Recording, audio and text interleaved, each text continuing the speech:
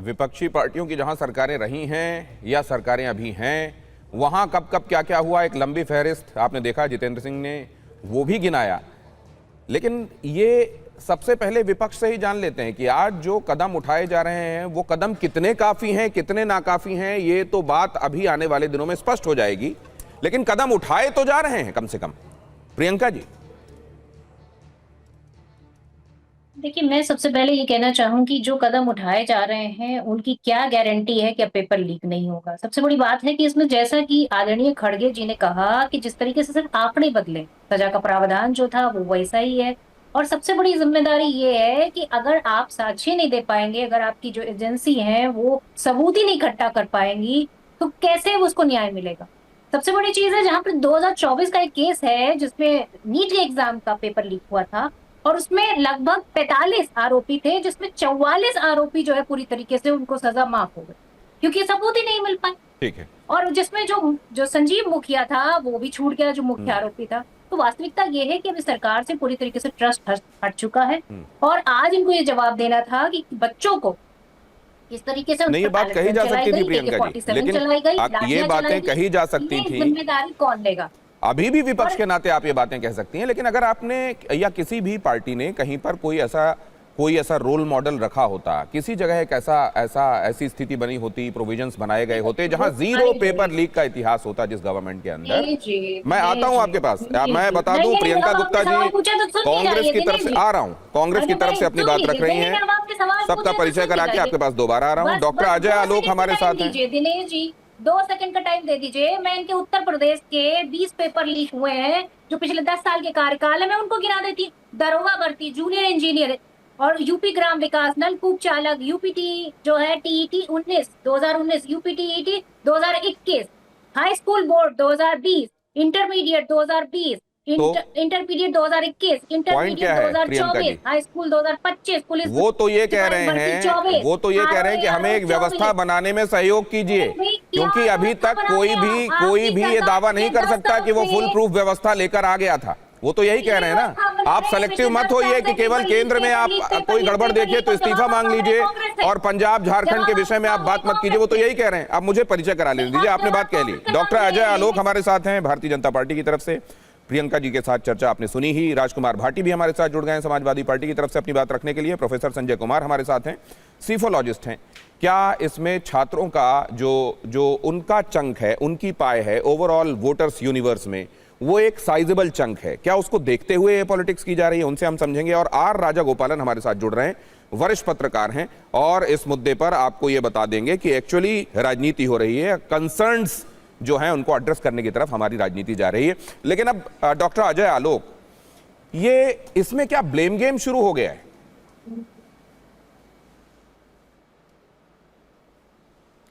Blame game नहीं है दिनेश जी, ये हताशा है और निराशा है कि सोल्यूशन क्यों, समाधान क्यों निकल रहा है, क्योंकि मकसद समाधान निकालना है ही नहीं, मकसद तो व्यवधान पैदा करना है। देखिए, अभी प्रियंका जी ने कहा इसकी क्या गारंटी है कि सज़ा हो जाएगी, इसकी क्या गारंटी है कि वो पकड़े जाएंगे, इसकी क्या गारंटी है।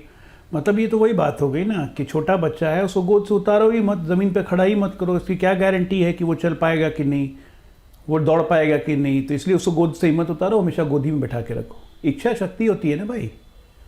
33 साल में आप तो एक भी कानून नहीं ला पाए। आपके पैनल में मेरे सामने राजकुमार भाटी जी बैठे हुए हैं, ये एक कानून लाए थे भाई साहब, बहुत ज़ोर शोर से छाती पीट के कानून लाए थे कि हम नकल विरोधी कानून वापस करवा देंगे। इन्होंने किया भी। तो यहाँ पे तो नकल विरोधी समर्थक हमारे सामने बैठे हुए हैं और वो हमें ज्ञान दे रहे हैं संसद में।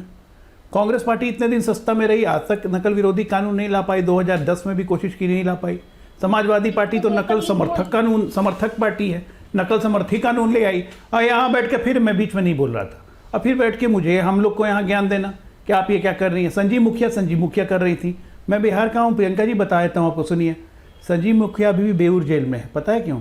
सिर्फ ये नीट का मामला नहीं है, उस पर 13-14 मामला है, अन्य मामलों में 7 मामलों में उसको सजा हो चुकी है। अरे सुनिए, आगे से अधूरी जानकारी मत दिया कीजिए कि संजीव मुखिया पूरा बरी हो गया।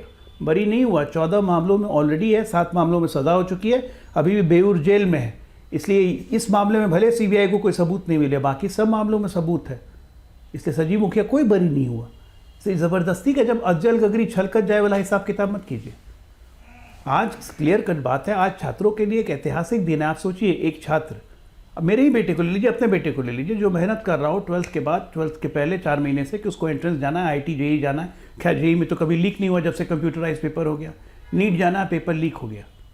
अब उसको अपनी मेहनत से आते हैं 630 नंबर। लीक वाले बच्चे को, जिसको 12th में आ रहे हैं 50% मार्क्स, लेकिन उसको एंट्रेंस में आ रहा है 705, उसको अच्छा कॉलेज नहीं मिलेगा, लेकिन लीक वाले को मिल जाएगा। ऐसे छात्रों के लिए कितनी बड़ी राहत की बात है कि अब लोग डरेंगे ये लीक करने से, क्योंकि 3 महीने के अंदर ट्रायल पूरा करके सजा देनी है। ठीक है, ये दबाव है कि एजेंसियों पे कि आपको 3 महीने के अंदर ट्रायल पूरा कर लेना है। डॉक्टर अजय, पहले 2024 में भी मतलब एक ठीक ठाक सख्त कानून आया था, उसमें भी सजा के, ये ठीक है कि आज ज्यादा कड़े प्रावधानों की बात हो रही है, लेकिन तब भी कड़े प्रावधान थे। सवाल यह है कि प्रिवेंशन के लिए क्या किया जा रहा है। ये क्राइम के बाद पनिशमेंट के लिहाज से, खौफ पैदा करने के लिहाज से ठीक है, लेकिन क्या ये प्रिवेंटिव मेजर्स हैं? ये नहीं, ये एक तरह से मैं कहूंगा कि डेटरेंस, आप डेटरेंस कहना चाह रहे हैं? डिटेंशन के मेजर्स हैं कि आपके डेटरेंस मैं शब्द भूल रहा था। डेटरेंस है ये, एक डेटरेंस है। प्रिवेंटिव मेजर्स तो हम ऑलरेडी ले चुके हैं। प्रिवेंटिव मेजर्स के तहत ही ये हाई टास्क पावर कमेटी बनाई गई है। पूरे एग्जामिनेशन को JEE की तरह कंप्यूटराइज मोड में किया जाएगा। मल्टीपल चरण में एग्जाम्स होंगे, एक क्वेश्चन पेपर नहीं रहेगा जिस तरह JEE में होता है, JEE एडवांस और मेंस, उस पैटर्न पे एग्जाम को ले जाएंगे। तो ये सारे preventive measures already in place हैं, जिसपे हाई पावर्ड कमेटी बना दी गई है, जिसकी अलग अलग विभाग है। लॉजिस्टिक्स अलग हैं, प्रिंटिंग का कोई झमेला नहीं रहेगा, प्रिंटिंग को हमने कंप्लीटली निकाल दिया। क्वेश्चन बैंक्स कितने लोगों से रिकवर करने हैं, अलग अलग स्तर पे सरकार हर तरह से वो काम कर रही है। प्रियंका जी, मैं आप तो लगातार प्रियंका जी, मैं निवेदन करता हूँ, आपकी बारी आने में बोलिएगा प्लीज। ऐसे में होगा क्या ना कि आपकी बात भी खो जाएगी, उनकी बात भी स्पष्ट नहीं होगी। उत्तराखंड में भी लीक हो गया, फिर गुजरात में भी लीक हो गया। आपके पास आता हूँ ना, ये कहिएगा, ये सारी बातें कहिएगा। आने दीजिए, आपकी बारी आने दीजिए। अरे आप लोग को पेपर, प्रियंका जी प्लीज मेरी बात सुनिए, ऐसे मैं कंडक्ट नहीं कर पाऊंगा, मेरे लिए मुश्किल होगी। प्लीज मेरा अनुरोध मानिए, प्लीज ऐसे बीच में मत बोलिए।